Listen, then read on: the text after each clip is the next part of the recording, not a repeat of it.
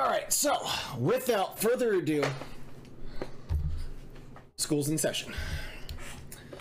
All right, ladies and gentlemen, lit. So here we have Smite. Smite, as you may have probably seen me play, is a third-person MOBA, like League of Legends, featuring gods from ancient mythology. Now, to understand what a MOBA is, we're going to have to define exactly what a MOBA is. So let's go to Google and define that. So a MOBA is a multiplayer online battle arena. It is a subgenre of strategy video games in which two teams of players compete against each other on a predefined battlefield. Each player controls a single character with a set of unique abilities, our gods, that improve over the course of the game, leveling up, which contribute to the team's overall strategy. There are 5 classes. No, there's not 5 classes. There's how many fucking classes?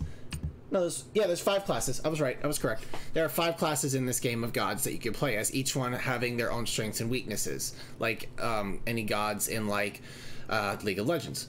So the ultimate objective is for each team to destroy their opponent's main structure located at the opposite corner of the battlefield. However, MOBA games can have other victory conditions, such as defeating every player on the enemy team. Players are assisted by computer-controlled units that periodically spawn in groups and march forward along set paths towards their enemy base. In this game, they're called minions. I'm pretty sure in League of Legends they're probably called minions too. Yep. Crab rave time. Yeah, it's lit. Okay, which is heavily guarded by defensive structure. This type of multiplayer online video game originated as a subgenre of real-time strategy, though MOBA players usually do not construct buildings or units. Moreover, there are examples of MOBA games that are not considered real-time strategy games, such as Smite and Paragon. The genre is seen as a fusion of real-time strategy, role-playing, and action games. Wow, Paragon. That is a game that I have not heard of in ages. I remember back in the day when that game was announced. He's recording. He ain't gonna reply to us. No, I'll reply to you guys. I was just reading from the wiki the basic definition of what a MOBA is, just because I felt it sort of necessary, so that way people can sort of understand. But yeah, so something super important to remember with a MOBA, or to know about a MOBA, if you don't know, is that it is not like your first-person shooter game. It is not a game where you want to necessarily run in on your own and start fighting people, because that's not how it works. If you do that, you're gonna get your ass clapped by the entire enemy team. So the important thing to remember about this type of game is that it requires a lot of heavy teamwork. You want to stick with your team. And as you grow in this game, and as you start to understand characters, and you start to find characters that you like to play in whatever class, out of the 5 here, Assassin, Guardian, Hunter, Mage, Warrior, which I'll go over more in depth in a bit, you'll start to learn what characters combo well with other characters in the game. You'll start to learn, maybe if you have friends that play, like what kind of gods you and your friends can play together that can really set up an advantage for your team. You'll also learn exactly how certain gods can counter other gods in the game and their abilities. Can you pull up the map of Smite? You can explain the phases and lanes. Ooh, is there a map of Smite? I don't think there's a map in here, but that's a very, very good question. Let's go to training. Arena tutorial. Okay. Assault, Clash, Conquest. Okay, so there's not a map per se in this game. However, pull up on Google Images. Yeah, let me do that. So while I do that, I'm gonna pull up the Smart Glass fucking app. I hate that app. I hate Smart Glass so much. Started playing Star Wars Squadrons. That's not a question, Cryptic, that's a statement, but I'm glad. It's a pretty good game. I didn't finish it. I don't really have a desire to finish it, but, you know, I don't necessarily hate the game. Okay, so let's go to Google. All right. So, time him out. Okay, so the way I'm going to start it is I'm going to go game mode by game mode. I'm going to start with Arena, okay? So, Smite Arena map.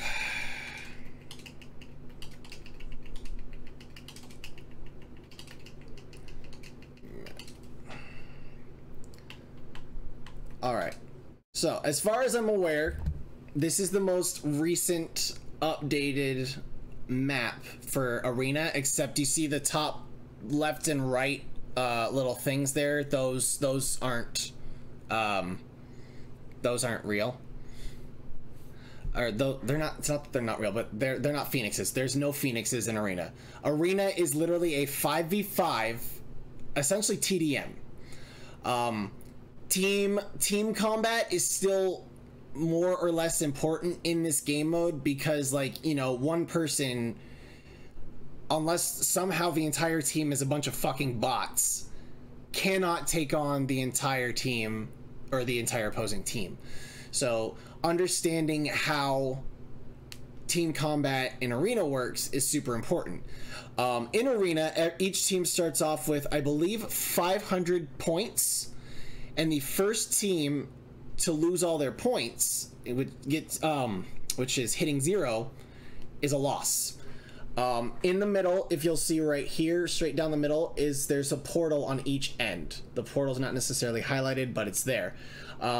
Waves of minions spawn from both the left and right side of this map. They alternate, and they will come down and clash with each other in the center. Now, obviously, you can kill the minions too. And as you try to push the minions up the lane to get them into the portal, you can make your team lose points. I don't remember the specific stipulations as to when the big fucking axe fuckers spawn. I know there's a certain condition, but it happens every so often. And if you're managed to push that minion into the opposing team's portal without them killing it, that gives you a big chunk of their points gone. Now, if you look to the left and right over here, the blue, red, and purple symbols, the blue is your mana, which is replenishing essentially what's considered your ability points, or your ability to cast abilities. And this will recharge your ability points for a specific amount of time at a set limit per second. The middle, the red one, the red sword, is your power buff.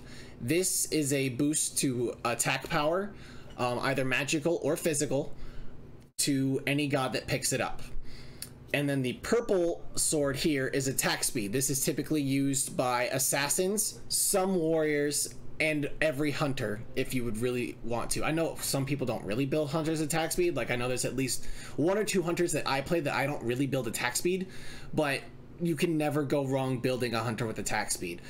And so essentially it just boosts the rate at which you can do your basic attacks. Alright, you can always play an arena match and explain while you go, and in post you edit the video with the explanations over the footage. I could, but that's a lot of editing effort too. I mean, I can also do that for you guys. You guys have seen me play Arena before. So I'll do that in a moment. Actually, yeah, I'll do that in a moment. So now, before I take you guys into the Arena mode, because that is a good idea, Tank, thank you for the idea. I want to walk you guys through the gods and the items and how those affect the gods, because that's also something that's kind of important before we get into gameplay. Better quality video over a full Twitch VOD explaining everything. You ain't wrong. Honestly, I would love to have somebody who, like, can edit my videos for me, because, like, I don't necessarily have the time to do so, which sucks, because I know that's a super important thing to do. But, like, I also wish I had the money to pay somebody to do so, because I would pay somebody to edit my videos if they were, like, a really good editor. If you could pay me, I'd do it. We'll talk. You can whisper me, and we'll talk. Okay, so now when you first start playing Smite, unless you buy the God Pass, which I will show you here in the store, deals, God, skin, chest, gifting, and it's buy gems. There you go. The Smite Ultimate God pack bundle right here, bottom left corner. That gives you access to all 140 plus gods in Smite right now. I believe that. No, it's not 140. It's like 114. Google! How many gods are currently in Smite? 114. Access to all 114 current gods and any god that is ever released in Smite ever. It's happening right now in the chat. Every god in the game, despite how many there are, even on the race. Exactly. Yep. So for $30, and I bought this years ago, you can play every single god ever created in this game and that ever will be created, period. Like, that's it. Cryptic, calm down. We got to take this seriously because I'm taking this seriously, all right? So there's that. So if you decide not to do that, you don't have the money right off the bat, or you're unsure if you want to drop that kind of money on the game because you're not sure if you'll like the game, every week there is a free rotation of gods to play. This week's free rotation are Camazotz, an assassin, Chalk, a warrior, Heimdallr, a hunter, Kumbhakarna, a guardian, and Persephone, a mage. You get one character from each class. Now, if I'm correct, you also automatically have access to certain characters. And the one character that I know for certain that everybody has access to immediately, because there's no reason as to why you shouldn't have access to this character, should be Neith. And it is this goddess right here. She is a hunter.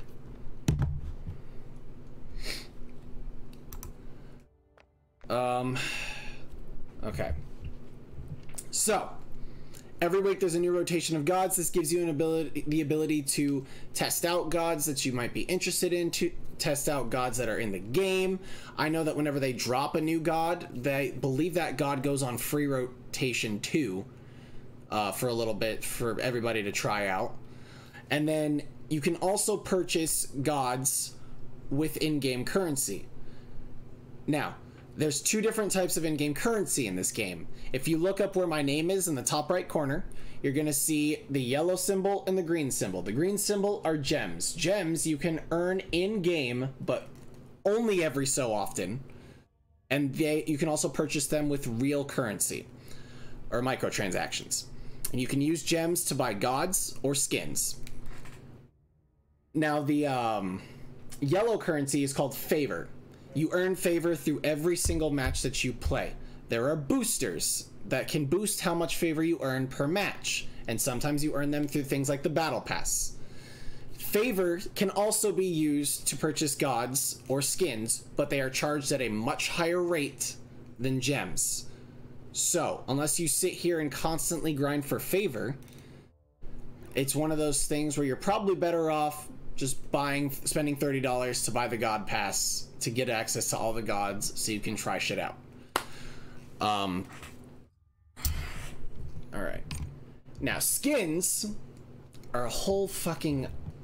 Oh god, I can't tell you guys the amount of money I have dropped on skins for this game. If I had to make a guess, I have probably dropped a solid $600 to $700 on this game alone for skins and battle passes. Aldwin, welcome to the stream. Good to meet you. Or not good to fucking meet you. God damn it. Good to see you. I hope you're doing well. Welcome to class. I am teaching everybody about Smite. Now, before I continue on, does anybody have any questions at all? Like, I'll give you guys a little bit to see if you have any questions about anything I've covered so far that you want to know about. So use the channel points to highlight your comment, and I'll answer that question. Not statements.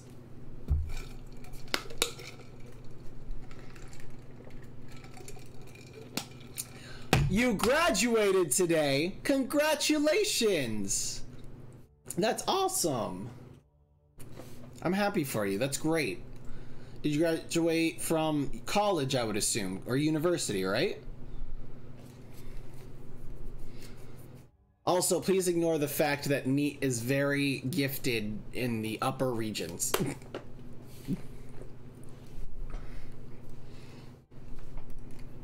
She's just born that way, you know? But oddly enough, when you click on About the God... Oh, what the fuck? Is there... Oh, okay. So there's lore for every single god in this game, too. And all of these gods, again, are based off of real-life mythology. Your character is hot. That's a statement! Oh my god. It's not my character, it's a character, but I thank you on behalf of Neith, I guess? So yes, there is lore for every single god in the game. Some of them are really cool. Some of them not so much, but you know, Bro Smite got into legal issues because they sexualized goddesses. Oh shit, did they really? Oh boy. Well, yeah, you know, I can see how that's a really bad thing to do because, you know, religion is sacred and not necessarily things are meant to be sexualized in religion. So, yeah, Hindu deadass came after Smite legally because they made Kali so skimpy.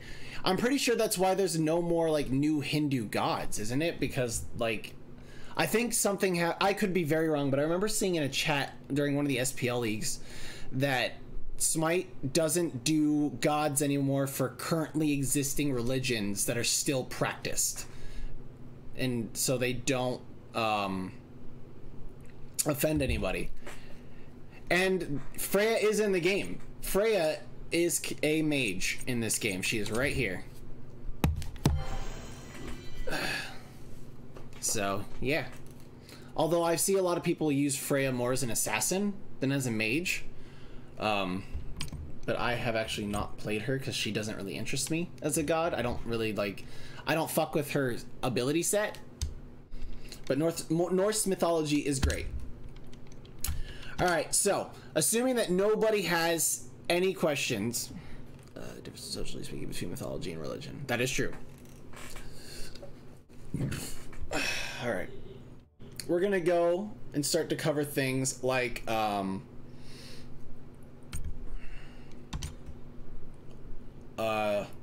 items. So, okay, no.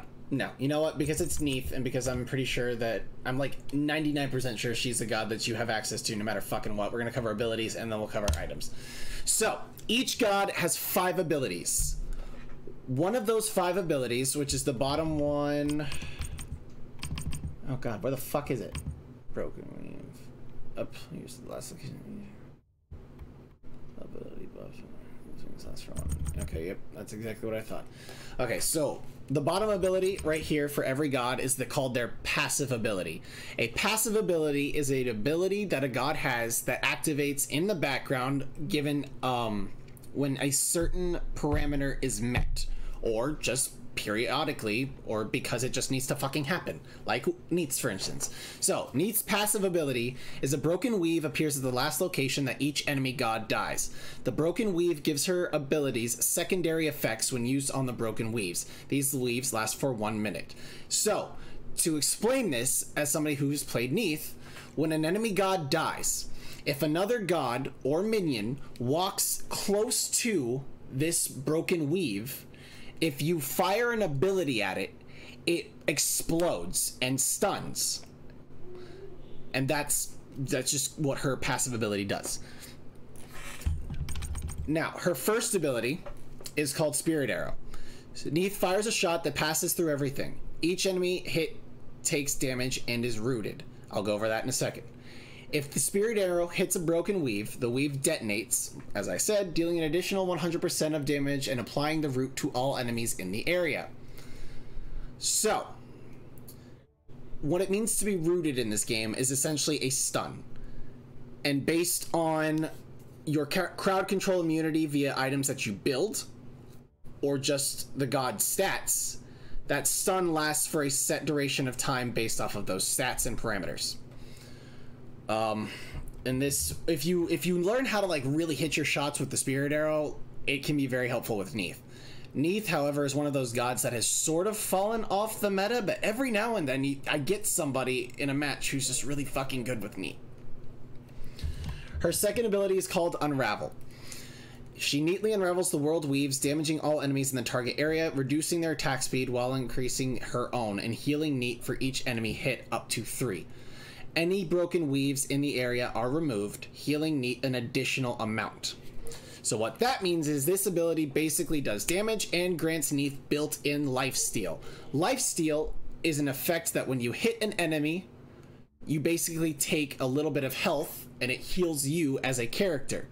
Again, this is something that depends on what items you have built, if it is built into your kit, i.e. your abilities and stats, and the amount is also dependent upon whether or not any enemies have items that counter your lifesteal abilities. So for instance, there's an item in the game called Brawler's Beat Stick, and I'll go over that when I get to it. I'll show you guys what it is.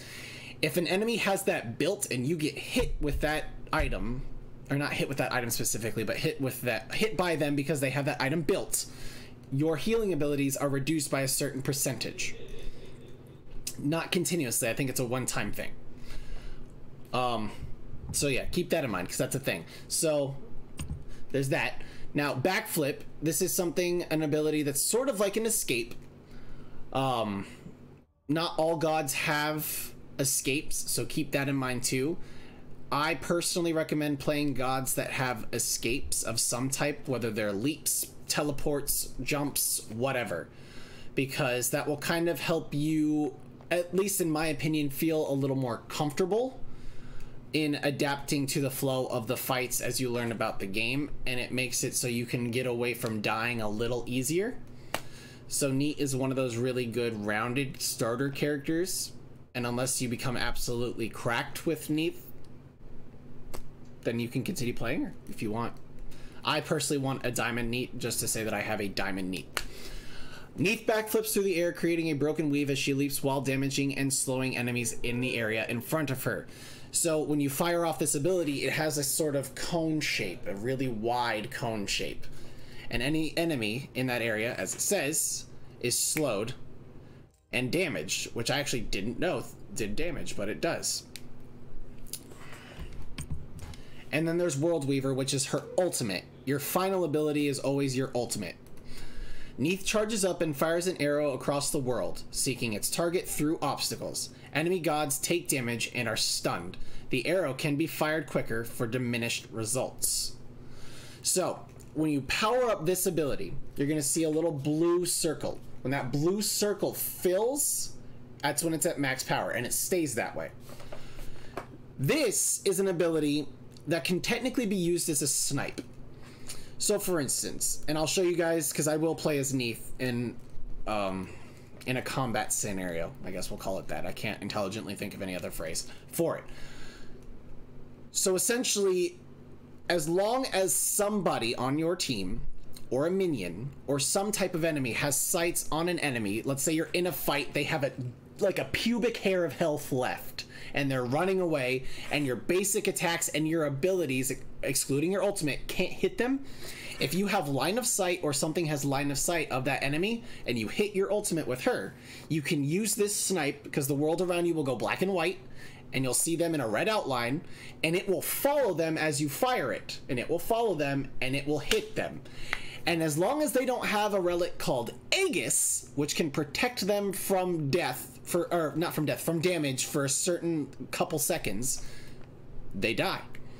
You can also use it to help your team finish an enemy. Let's say if you know it won't kill them, but you can stun them long enough for another teammate to move in and snatch that kill. This is another very helpful ability that can help with that.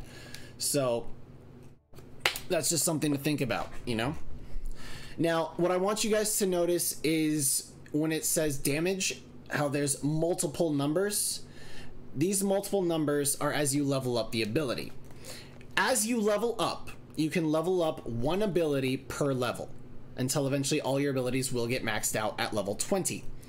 So for instance, your ultimate, which you cannot level up first, or you cannot move to level 1 until level 5, will only do 230 damage at level 1. Then at level 2, it does 295, level 3, 360, level 4, 425. And then maxed out full build 490. Plus 120% of your physical power. So it smacks. Now, if you look down at cost, it also says that this is your mana cost.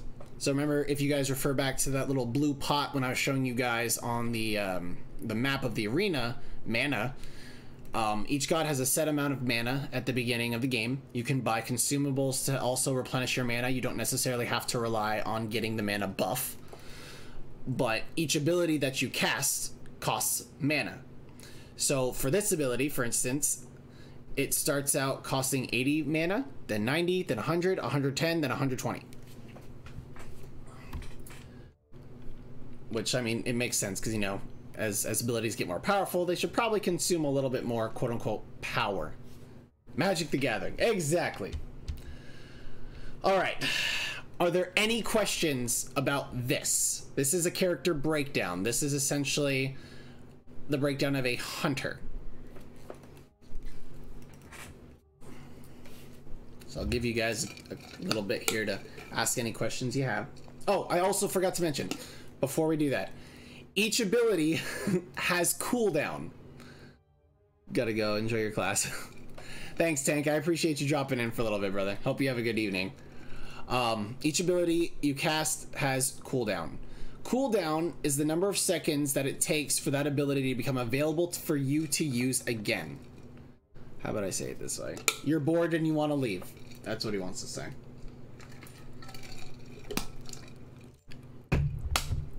Professor, may I have an excuse since I know all of this, or can I just skip the course altogether? If you truly know all of it, then you can just have 100A for the semester and be done with it. I also gotta take my dog for a walk. Enjoy the time with the pupper. So yeah, cooldown, number of seconds before an ability can be cast again. Not every ability recharges that long. For instance, Spirit Arrow, cooldown can be taken down from 15 seconds to 14.5 to 14 to 13.5 to 13 seconds. And that is, again, also all dependent on what items you have built and what level you are. So, yeah. All right. Okay. So let's go to our item builder. Wait, ability builder. What the fuck? Oh, okay. Item builder. Items are also super critical to how your god performs in the game. As you fight and kill things, and when you start a match, depending on what game mode it is, you will be given a specific amount of gold. You earn gold over time, even if you're not doing anything. It is a small amount. And you earn gold from killing minions, clearing buff camps, from killing enemy gods, from killing towers, and phoenixes. And I think that's it for that. That's how you, those are all ways you earn gold. There are certain items, I believe they're mostly starter items, that boost the amount of gold that you can earn for things. For instance, I know, oh god, what's the starter item? This one, Gilded Arrow. Every 10 seconds, the highest health enemy, minion, or jungle monster within 80 units of you is marked. If you secure the killing blow on that target, you get 7 bonus gold and 20% attack speed for 8 seconds, and it restores 20 mana. So that's just an example of how you can earn a little extra gold in the game via an item. There are always, for 99% of the items, there are always 3 levels of building an item. Not even 99. I'd say probably like 90% of the items, because there's a few where it's only like 2 tiers. So it's 3 tiers of building an item. Not a lot of that matters. Like, for instance, your starter items, they all have 2 tiers, but there's always 2 branches. So, for instance, God, the one I can think of the best off the top of my head is Bluestone Pendant. This is your base item. And you cannot finish upgrading this item until you hit it at level 20, as it says in yellow right below.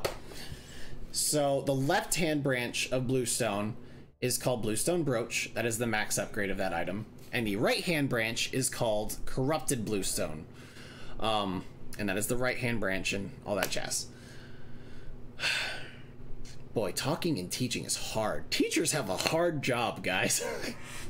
We should give more credit to teachers. So that's an example of that. An example of a 3-tier item is, let's do Anchiel. So this is a defensive item. It is something that also provides offense as well. This is something that is only geared towards assassins, warriors, and guardians. And I'm pretty sure you could probably build this on most characters. You know what? Just never mind. Skip what I said. I'm pretty sure you can build this item on any character. But the first tier is always the basic cheap version because, you know, you obviously have to buy the first tier before you get the second tier and the third tier. And if you have enough gold, you can just immediately buy the third tier item. But you get what I'm saying. So the first one, it just has basic stats. The Enchanted Buckler, 10 physical power, 10 magical protection. Woohoo! Then your second tier, 15 physical power, 25 magical protection. Then your third tier is where you're going to have all of the effects of the item plus a passive ability.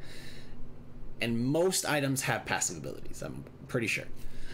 So the passive item, and remember what I said about passive abilities. Passive abilities are abilities that happen in the background and are triggered either just constantly or when certain parameters are met in game. So the passive for this one is whenever you take magical damage from an enemy ability, you unleash a shockwave that silences all enemies within a range of 30 units for 1 second. This effect cannot trigger more than once every 30 seconds.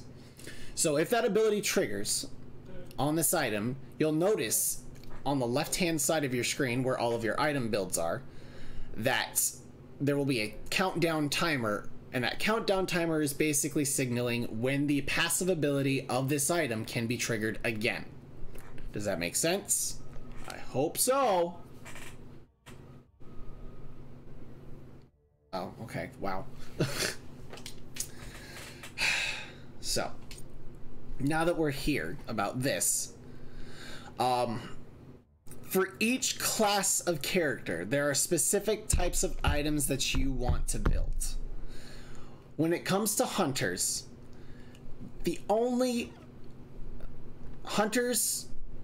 most assassins, and most mages. The only types of items that you want to build on these characters are offensive items.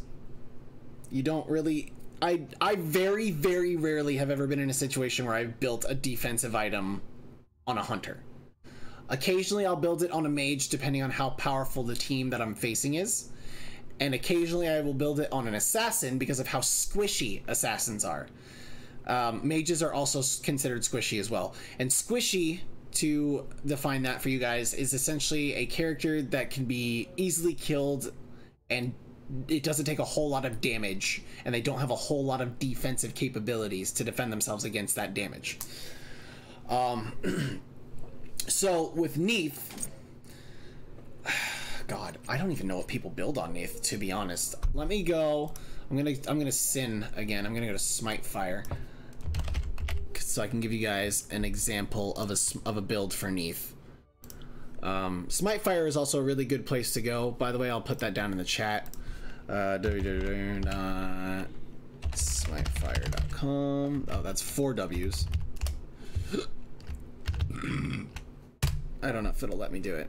Yeah, Smite Fire is a great place for you to go, at least in my opinion, if you want to, let's say you don't know builds for gods. And you want to kind of learn how to do builds for yourself in the game. Well, this is a good place to do it. They have builds for every single god. And these are all user-submitted builds. So there are players from around the world that will submit builds for gods that they think work either in specific game modes or just for specific situations. Sometimes the builds are very simplistic. It's one box with just all the items you would buy. Sometimes it is like you've got a block here. This is your start items that you're supposed to buy. Your full build will look like this. Your full build after you sell your boots will look like this. If you're facing a very physical heavy team, you can build these items. If you're facing a very magical heavy team, you can build these. It's really cool. I've seen some really nice in-depth guides, and some of them just aren't that in-depth, and that's fine. So, Leather Cowl is the starting item that is recommended for Neith from what I'm seeing. This is a hunter item. or at least it is mostly considered a hunter item. It has 10 physical power as its bonus stat, 10% physical lifesteal, and remember, lifesteal is when you hit an enemy. If you have an item that has built-in lifesteal, or you cast an ability that hits that has built-in lifesteal that hits an opponent of whatever type, you will take some of their health and heal yourself with it. And then it has an attack speed bonus. And its passive ability is while you are within 66 units of an allied god, you gain 10% attack speed. If you are alone, you instead gain 5% movement speed. When it comes to hunters, and as I said, most assassins, attack speed is very important. Most hunters, most assassins. Because being able to increase your DPS is super essential and super helpful in any fight, as I'm sure you would know.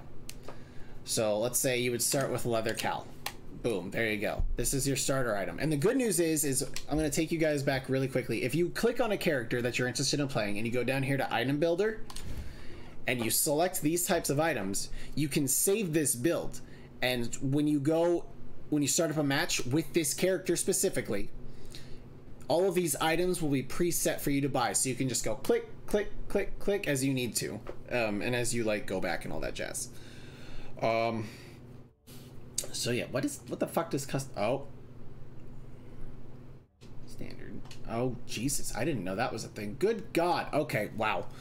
I still learn new things about this fucking game every day.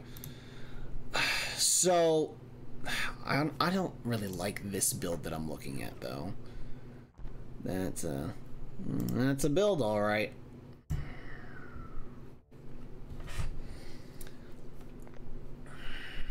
Okay. So, for instance, this one that I'm looking at right now, it has a starter thing. So your core item, your starter item, now, not... Your Leather Cal is your starter item. Then it's going to have the next item that you should buy, which is the base level of any of these three items, which is called a Morning Star. So that's your core right there. The two consumables that you should probably have, consumables, I'll talk about those in just a moment, are 2 potions and mana. So quantity, how do I change the quantity? Like that, boom, there we go. And then relics. Okay. So since I'm here, let's talk about consumables and relics. Consumables are items that you can purchase in the store. Like when you're fighting, there's a store, that's where you buy your items. And these items do specific things. If you look right here, Chalice of Healing, it will restore your health. This is not an item that you necessarily worry about building on hunters, assassins, or mages. This is more for, at least in my opinion, warriors and guardians, because you're going to be healing yourself a lot as you're trying to tank damage, because warriors and guardians are basically your tankier characters. They are built to take more damage, and they have item sets that are built mainly for them that you cannot buy on other characters. Chalice of Mana. This one restores your mana. Remember, as I was talking about, mana is essentially your ability points and determines how many times you can cast an ability before your mana needs to be recharged. Chalice of the Oracle, I personally don't use this, but this consumable places a ward that allows you to see normal enemy movements within 45 units. It does respect line of sight and cannot see through walls or stealth, and it remains for 3 minutes or until killed. Comes with 2 uses that are refilled in the fountain, sells for 0 gold. Alright, so the next consumable item, because these are all 3,000, these right here are not items that you want to worry about until you're at the end game, essentially. So Elixir of Defense and Elixir of Power, these provide temporary buffs. Oh no, I'm sorry, this effect persists through deaths. Oh, okay. Well, these are still temporary buffs. These are not permanent. It provides 50 magical and physical protection, 5% damage mitigation, 20% crowd control reduction, and decreases damage taken from structures by 25% for 6 minutes. If you die before those 6 minutes are up, the buff is still there. This also applies to the Elixir of Power. It increases magical and physical power by 25%, increasing damage done to structures by 25%, and grants 10% penetration for 6 minutes. Now, Something you're going to hear me talk about is once you basically have your quote-unquote full build, you're going to sell your boots. Your boots are always the first, second, or third item that you should build when you start building a god. Once you are full build, you sell your boots and you buy this, the Elixir of Speed. This consumable increases your movement speed by 18% permanently. There is no time limit to this. Dying does not affect this. This is a permanent buff. This effect disables movement speed from boots or shoes. So obviously that means there's no reason for you to have boots if you're going to buy this item and use it. Hand of the Gods. This consumable deals 200 true damage to jungle monsters around you. This only affects monsters on your side of the jungle. This is something that is used for jungling, which is only relevant mainly in Conquest. And jungling is something I'll talk about later, unless you guys literally want me to shut the fuck up and just play the game. You have your healing potion and mana potions. These are both 50 gold. You can buy these. This is something that hunters, assassins, and mages can buy, because this can help you have more sustain in your lanes, which means basically you can stay in your lane longer to try to level up, try to get more gold, try to help your teammates from dying, all that jazz. Multi-potion does the same thing as the mana and healing potions, except it's basically combined in one. It heals a certain amount of health and mana over a certain amount of time. Potion of Power. This is something that you want to buy, I personally think, endgame, when you're done building, because I try to focus my gold more toward finishing my items and my builds. But this consumable increases your physical power by 40, magical power by 70, and cooldown reduction by 10% for 5 minutes or until you are killed. This is something that stacks up to 5 as you buy it, consumes 1 when you use it, and you can buy more. There's no limit to how many of these you can buy. They only stack up to 5, however. And then wards. Warding is very important for game modes like Siege, Joust, and Conquest. Sentry wards that allow you to see enemy movements and other wards within 45 units. It does respect line of sight and cannot see through walls or stealth. It remains for 3 minutes or until killed. You can only carry 1 at a time. Sentry wards can basically be used for guarding objectives or buffs. So not necessarily in Arena, but if you guys remember the shit that I showed you, in Arena there's the little colors of the little buff camps. If you put one down there, you can see when an enemy is going in there and trying to fight to steal the buff, so that way you can try to protect it or contest it, whatever. And then wards, which are super useful. This is a ward that allows you to see normal enemy movements with 45 units. It does respect line of sight and cannot see through walls or stealth. It remains for 3 minutes or until killed. So wards are super useful for protecting lanes, protecting jungles, protecting objectives. And you'll notice that I sometimes use those a lot in Joust, as if my enemy, or if my team is starting to get pushed back because we're losing objectives. I like to try to ward the lanes to my side, so I can at least try to prevent a sneak attack from an enemy, because there are gods that are built for sneak attacks. So these are consumables. Relics are an entirely different engine. So relics are also items that you buy. Your first one is free. Your upgrade costs 500. And you can buy the upgrade at any time. However, it is not recommended to do so until you hit level 20, at least in my opinion, or until you finish your build, whichever you prefer. Here to watch so I can be the next Jade Dragon. What's up, Rick? You're a little late to class, pal. I'm gonna have to smack you on the hand, but whatever. So we're talking about relics. If you have a question, please use your channel points to highlight your question in the messages below. So with every match, you will be able to buy 2 relics. You cannot buy your second relic until you hit level 13, I believe. Relics can help you in a fight. They can either give you a buff, a protection. They can help you with a type of movement, such as Blink Rune. It lets you teleport. Belt of Frenzy, it does, using this item grants all allied gods within 70 units 10% increased damage dealt to all targets, including objectives, and 15% attack speed and increase for 8 seconds. While active, they also gain 10% or plus 10 penetration. So there's that. Bracer of Undoing is another relic. Using this item subtracts 3 seconds from all abilities currently on cooldown and restores 40% health and mana lost within the last 5 seconds. I'm gonna tell you right now, the most used relics that I see personally are Aegis, which, if you guys remember me mentioning earlier, talks about how it will protect you from damage for 1.5 seconds. That's the specific number. But it also prevents you from casting any abilities, so it's like a double-edged sword. So like, you can use it to save your ass if you know you're gonna die and you're able to time it just right with an ability or like a blast from a tower, but you can't use any abilities at all within that 1.5 second range.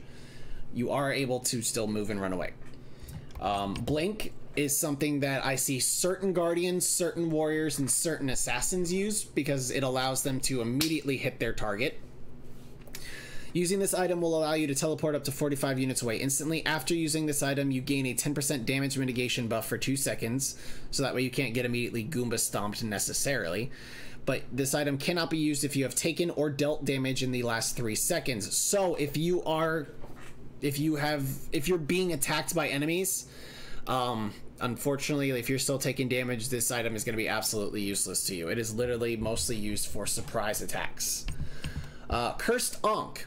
This is an item that I have learned is very helpful in teams that are either A, very heavy in healing, or B, against Vaman.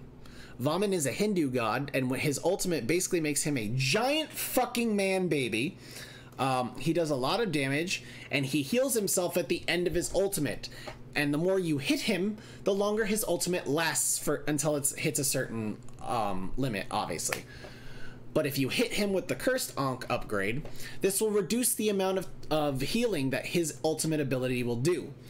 If you hit enemy gods with the Cursed Ankh, let's say you've got somebody like an Aphrodite, or a Ra, or a Sylvanas, using this item reduces the healing received by all enemy gods within 55 units by 40% for 10 seconds and removes 50% of any currently applied shield.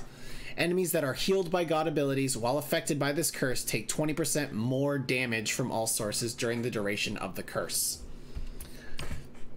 Heavenly Wings I don't see often, but if you're a new player, this can be a useful item, because using this item increases the movement speed of allied gods within 55 units by 20% for 5 seconds, making them immune to slows, and grants haste, causing them to be immune to basic attack movement penalties.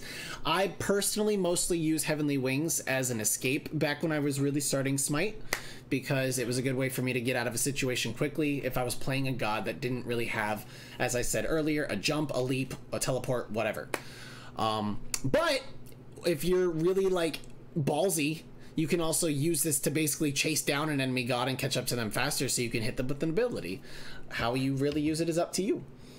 One of my personal favorites, but not something that I see used often, is Horrific Emblem. This basically hits an enemy with a slow, and it also reduces the amount of damage that they deal to you. You have Magic Shell. This applies a shield to using this item applies a shield to himself and allies within 35 units for 100 health plus 12 health per god level for 3 seconds. Additionally, all allies take 50% reduced damage from basic attacks for the duration. This is one that I rarely see, but it can be useful. Meditation Cloak, Med Cloak, this is something that is used often.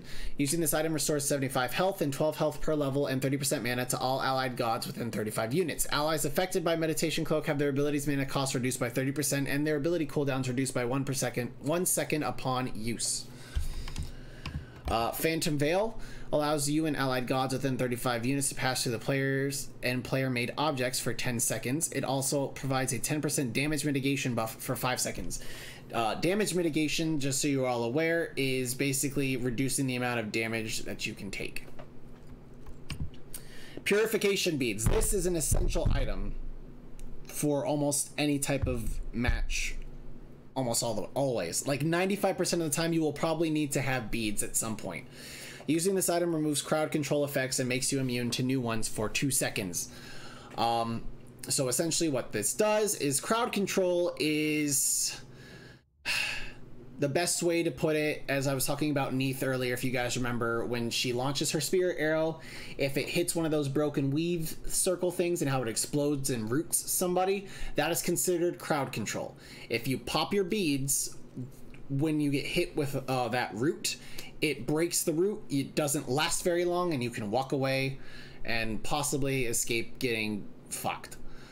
So yeah, Jorat, yeah, you're welcome. I'm teaching you guys about something that I like. If you don't want to learn, you don't have to be here.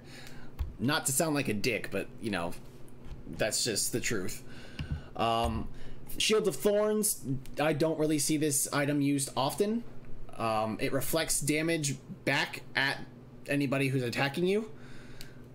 Sundering Spear, using this item, fires a bolt that travels 70 units, stopping on the first god hit, dealing 15% of the target's current health as true damage, destroying any shields, and increasing their damage taken by 20% for 5 seconds. I also, again, don't see this item used very often. Teleport Glyph, I almost never see this used, ever. I don't think I've ever actually played a game where somebody has used this specifically, but this allows you to teleport to an objective. So, like a tower, a phoenix, or your, oh god, what is it? Fucking your Titan.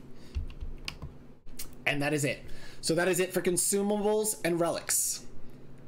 Is there any questions? Man, this is a lot of talking. Holy shit.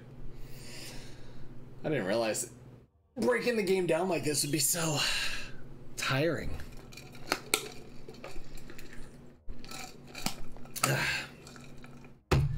All right, so you guys have been pretty patient with me for the last hour. We're gonna take a quick little, let's take a quick 3-minute break. If you need to go to the bathroom, go to the bathroom. If you want to grab a drink or some snacks, go do that. We'll be right back in 3 minutes to continue the course in which I will continue talking about god classes.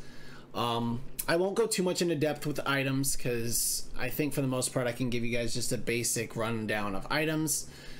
And then I will also do an example of an arena and a joust match, which you guys have seen me do, but for teaching's sake and for the video's sake, that when this goes on YouTube, I will play a match and give you guys a rundown of all that jazz. So don't go anywhere. We will be right back.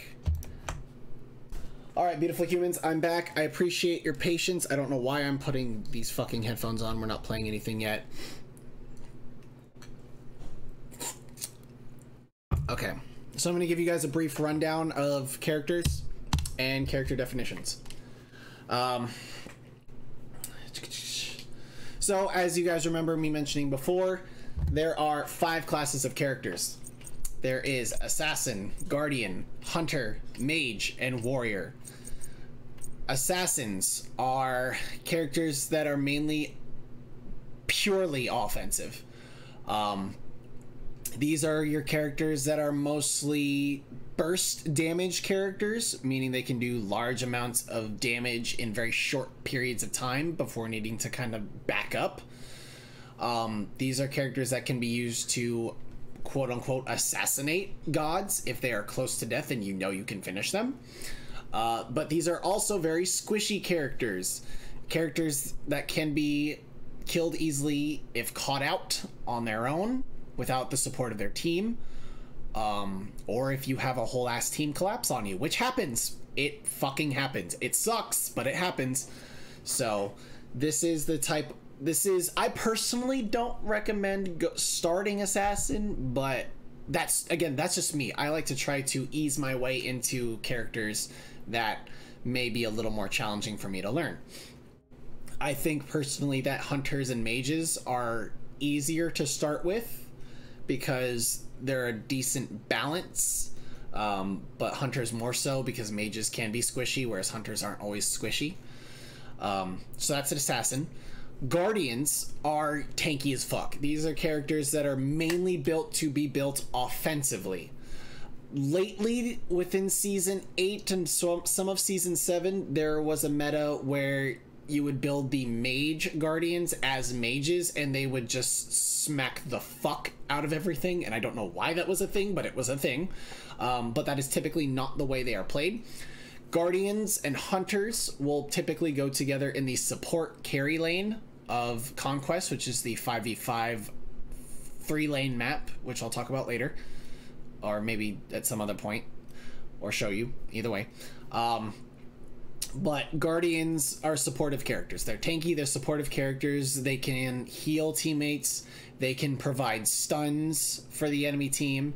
For an Ares, for instance, you remember if we go back to the term crowd control, he is a crowd control ultimate where he shoots chains at all of the enemy gods within a certain area of him. If they are hit by these chains at the end of his ultimate, he pulls them all to the center. They are stunned for probably at least 1.5 seconds, if not 2 seconds. And within that time, if the rest of his team is around him, they can target any attacks at the centralized area of him and deal damage, deal kills, whatever.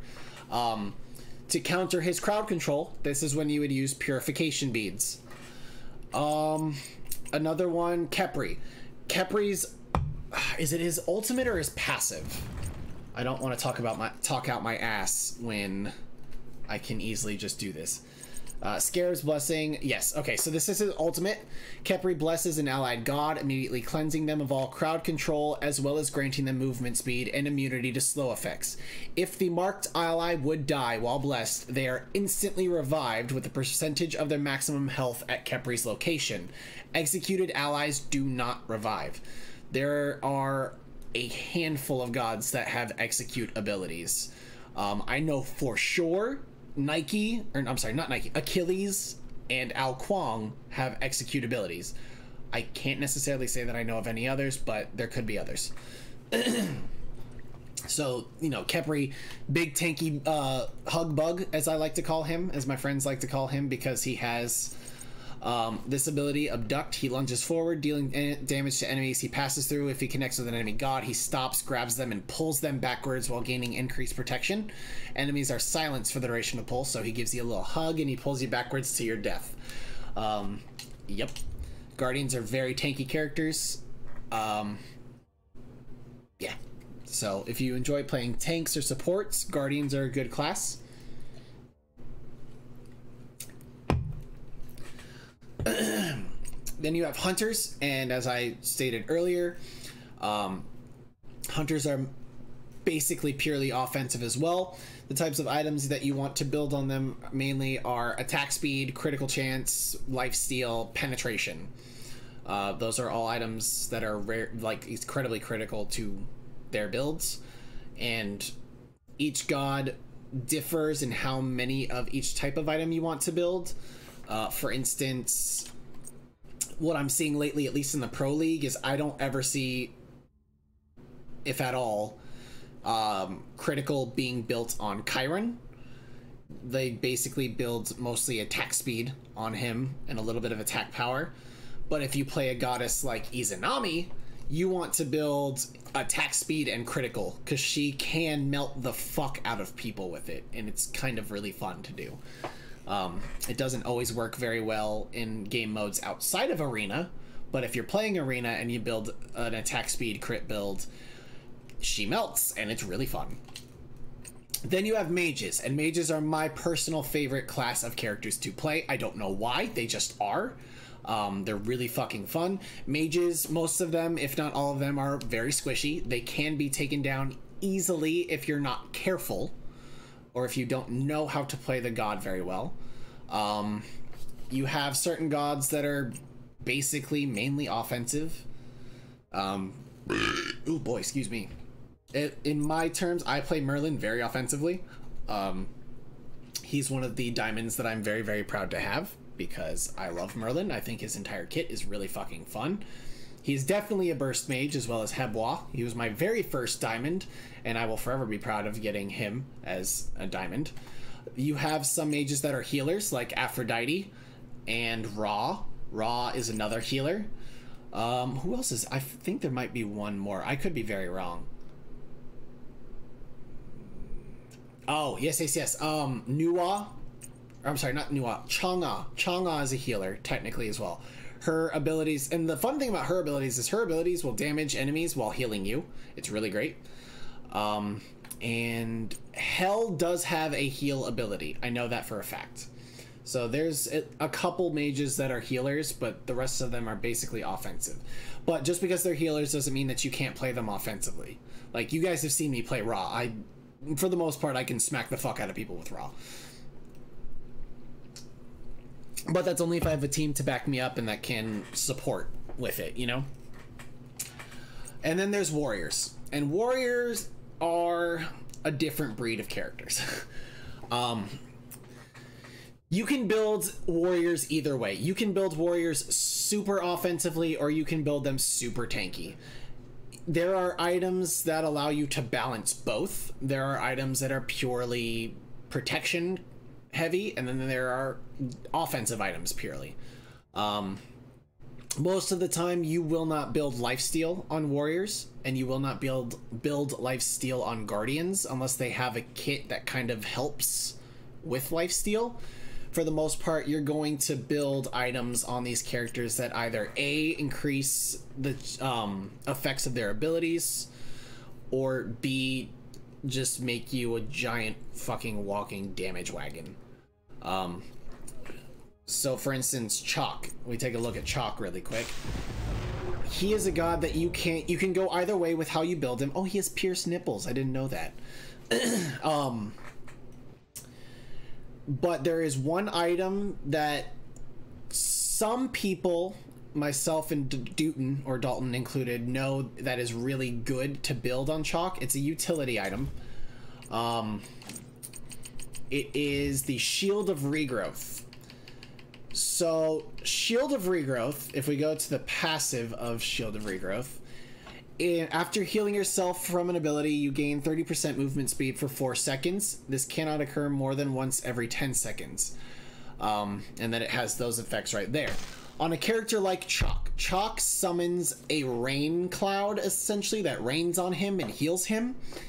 So when you have this item, and you use the rain cloud ability on Chalk, you can move really fast, and you can use it to either chase down an enemy or get the fuck away from enemies that are chasing you while you're healing yourself. Really useful. This is an item that not a lot of people know to build on Chalk, at least not any like new people or like inexperienced people know to build on Chalk, but like for a lot of people who understand Chalk as a character and know him really well, this is, in my opinion, a must-have item for him because it's really useful.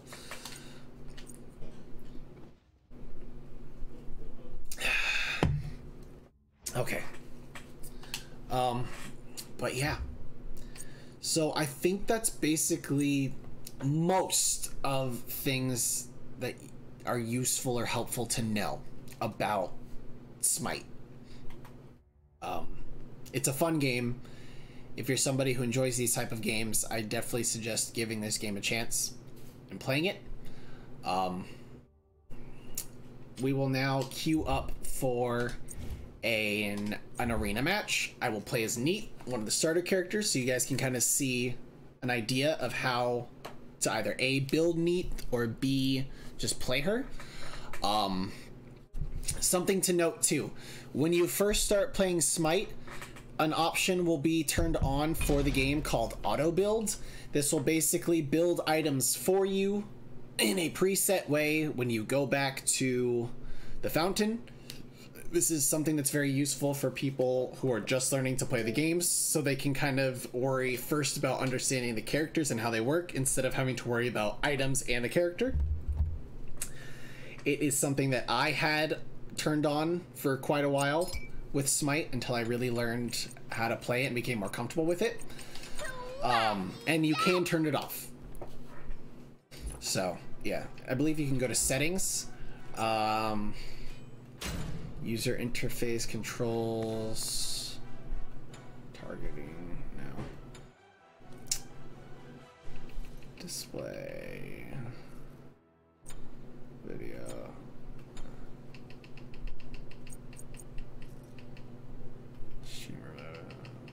Oh, no, okay.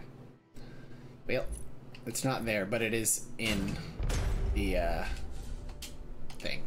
So, yeah.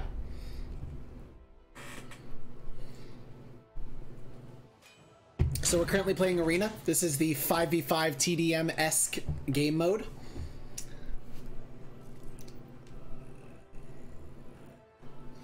If you guys notice in the mid-right corner, right over there, it says no tank, low magical damage. This is a newer feature of Smite where it tries to recommend like team composition. As you can see, nobody here really followed team composition because we don't have a tanky type character, which will probably fuck us in the long run, but that's fine. Yeah. But it is also helpful to understand what you need when playing the game. Bear in mind that if you play with randoms, as I often do, they're probably going to do things that piss you off often, like not understanding team comp or insta-locking characters that they're really bad with when they play. So just know that's part of the territory for this game, and it's okay. Try to have fun.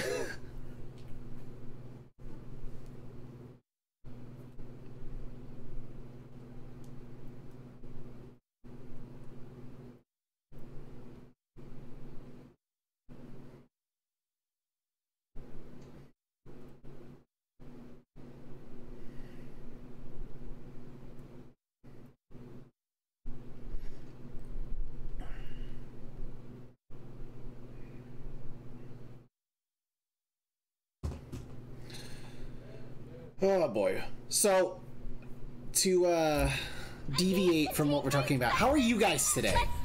Has anybody had anything fun and exciting happen to them today at all? All the pretty things.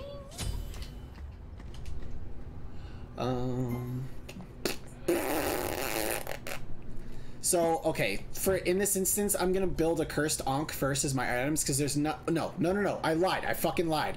We're gonna build beads first, because Cernunnos has crowd control. Athena also has crowd control. So this is the first item that you want to build. The second relic that we will build will be the cursed Ankh, because they have a Hell, and Hell has heals. Enemy missing middle. So if we can try to reduce the amount of healing she does, then that's good.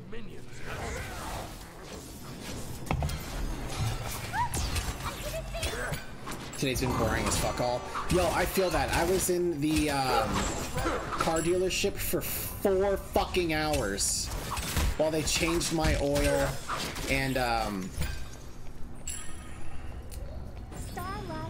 changed my brakes and then rotated my tires.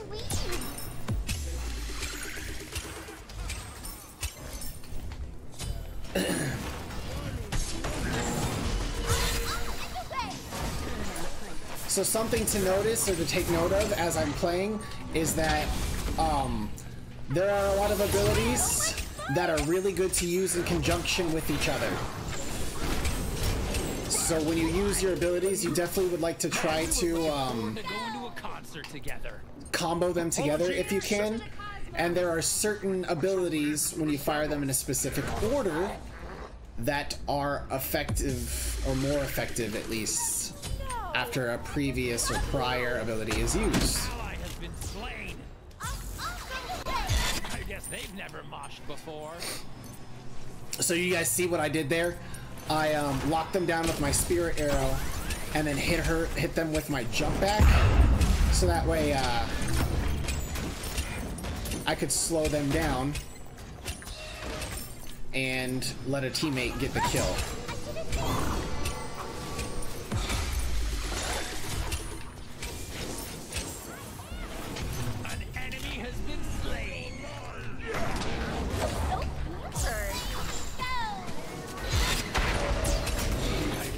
Booyah, baby.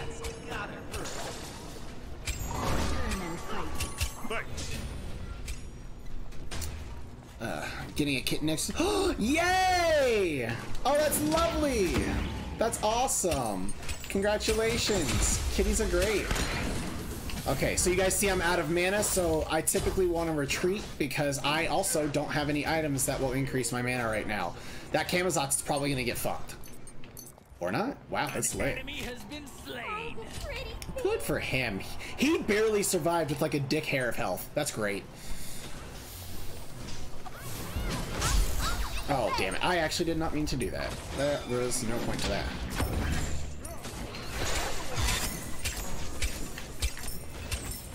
I'm unbound.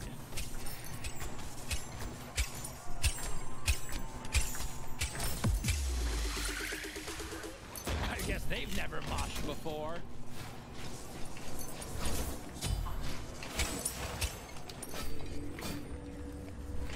Okay.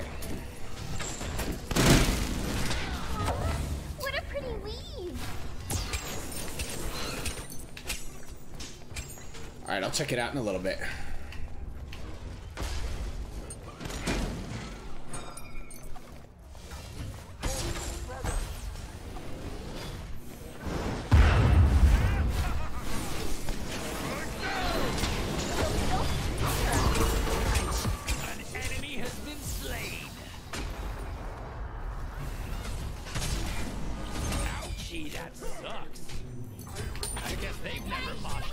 Booyah! Get violent! There's the snipe, y'all. 2 down! Alright, so, again, I want you guys to pay really, really close attention to how I'm building, how I'm playing, because it's gonna give you guys a much better understanding of what needs to be done, honestly. I can talk your head off for days, but seeing it also helps. I'm a very visual slash hands-on type person when it comes to learning things.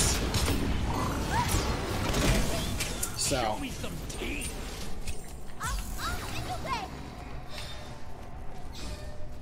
yeah, I don't know how helpful any of that is, but I hope it's somewhat helpful.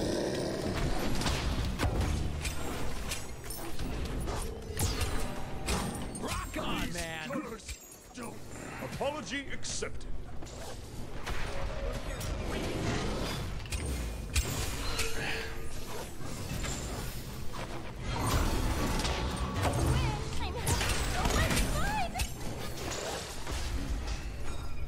Okay.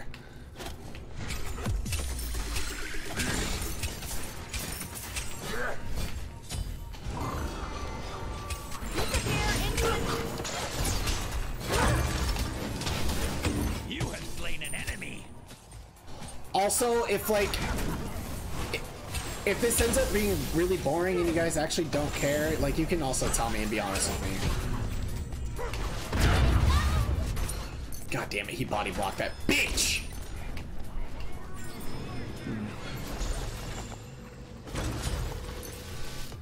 Like, you won't really hurt my feelings if you're not interested. Enemy has been I just slain. wanted to try to do something helpful.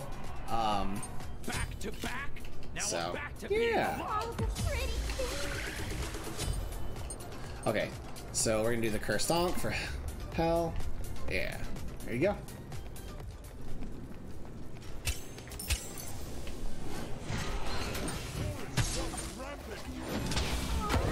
What a pretty lead. I challenge you.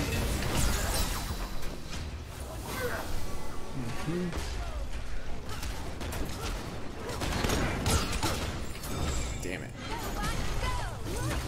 I guess they've never moshed before.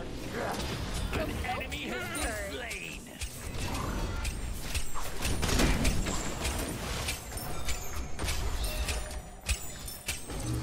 I was just chilling watching Boruto. I'm unbound.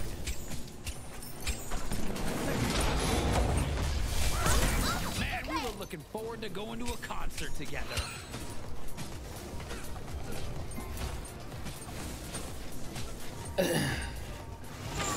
I still don't know if I want to watch Boruto personally. Like, I'm not against watching it, but I can't say that I'm like all in for watching it either. So, yeah.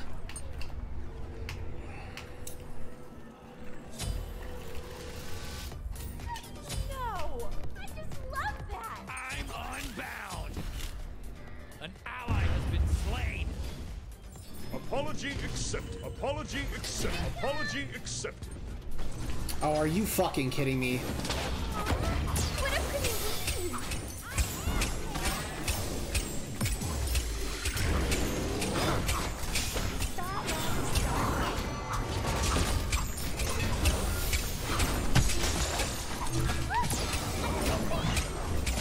Show me some teeth.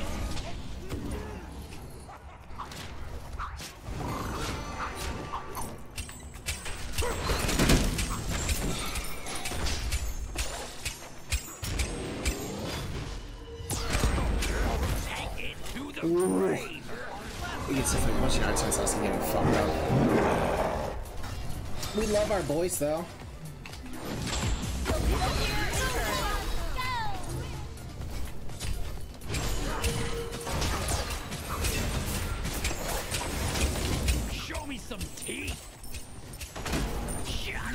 fucking shit.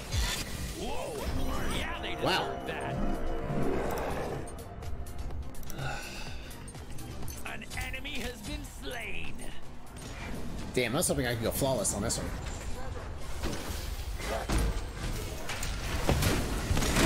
Glorious lightning! I guess Woo! they've never washed before. That's Zeus. Still here just watching. Remember guys, if you have any questions, please feel free to ask me. If you need me to explain something more in depth, like I would like to try to be helpful if I can. So, yeah.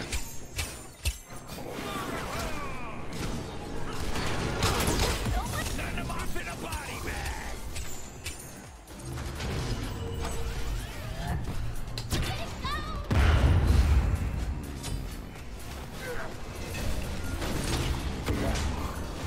An enemy has been slain. Ouchie, that sucks.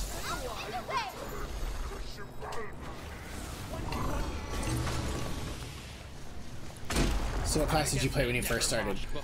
When I first started, I played with my friends, Dalton and them. So like, they suggested that I play Hunter because it was an easy class to try to get used to. And it was something that they could play with me because when we played, we would play Conquest. And Conquest is the 5v5 game mode. It is the predominant game mode and the only game mode that is played for the SPL, Smite Pro League. And so they would have me play with them in the support lane, or the carry lane, Taking you with and that's sort of how I got used to this game, Hunters, and how it's played. Now, I won't lie to you guys, I was absolute fucking trash. Like, I'm still not the best, but I'm definitely, like, not awful.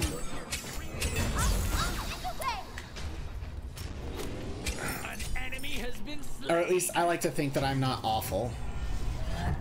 Goodbye, your way.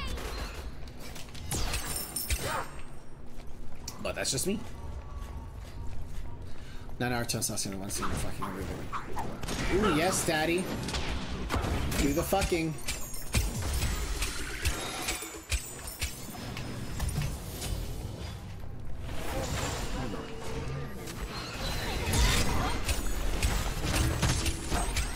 I guess they've never moshed before.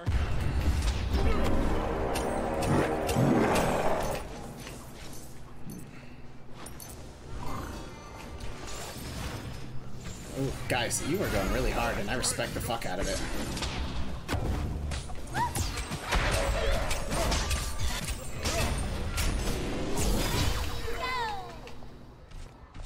Bitches. Man, we were looking forward to going to a concert back to back. Now I'm back to being alone. Okay. No, I just love that. Alright, so if you guys take a look at this building, this build that I'm doing right now, this is attack speed crit type build. Ally has been slain.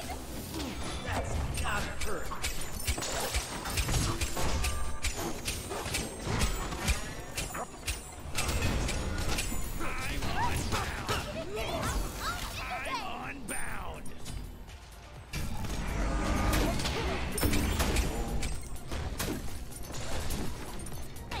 So much fun. Come on, bitch.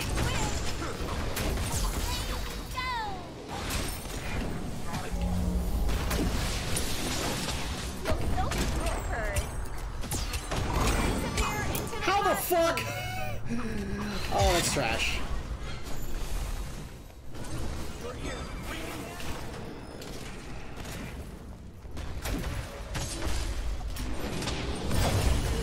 Ouchie, that sucks.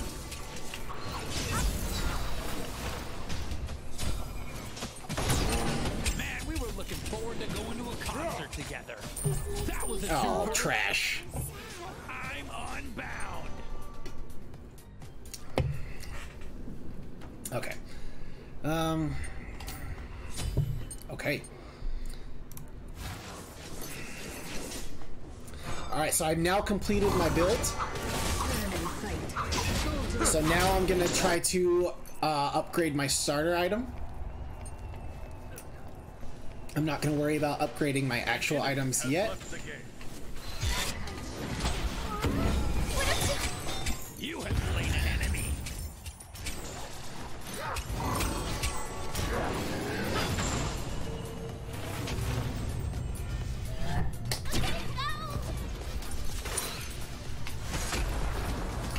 Back to back. Now I'm back to being alone.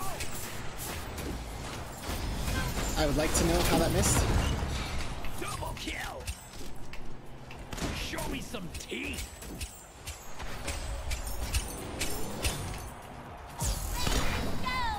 Fuck you. Now here comes Kurama. Strays! What's up? Welcome to the stream. How are you? Hope you're having a great day.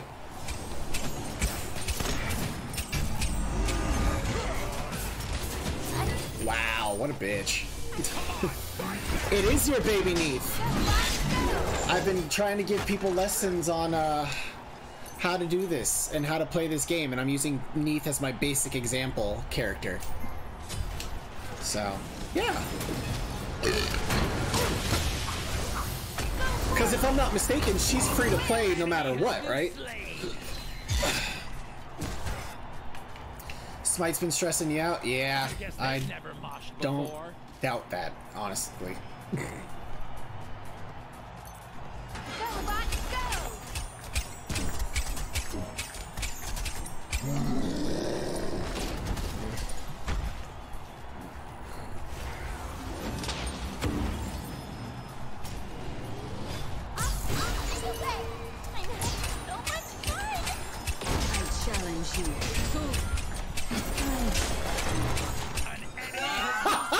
Yo, what was that Athena doing? Shut down. Woo! All right, so that's an arena match, y'all. That is the arena match.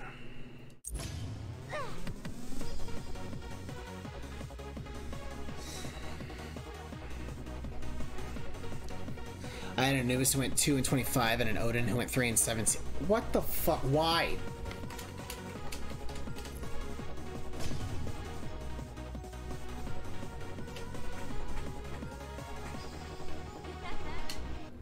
Okay, so yeah, there you go. That is how you play Neith. That is how you play Arena. You don't necessarily have to build her that way. That's more of a I kind of know what I'm doing build. It is important to have penetration in there. As I said also, it is really good. You saw how we had the Hell, and you guys saw how I built the Cursed Ankh to try to mitigate some of that healing. I didn't activate it. I didn't really get a chance to activate it because Arena, not so much a place where you would activate it versus like being in a game mode that has lanes like Joust or Conquest. But my item that I was going to build afterwards when I got rid of my boots was going to be the Brawler's Beat Stick, which is a penetration item that reduces healing to other people because of the Hell. So just keep that in mind. Iza had to carry as best as she could. Izanami's fun as fuck.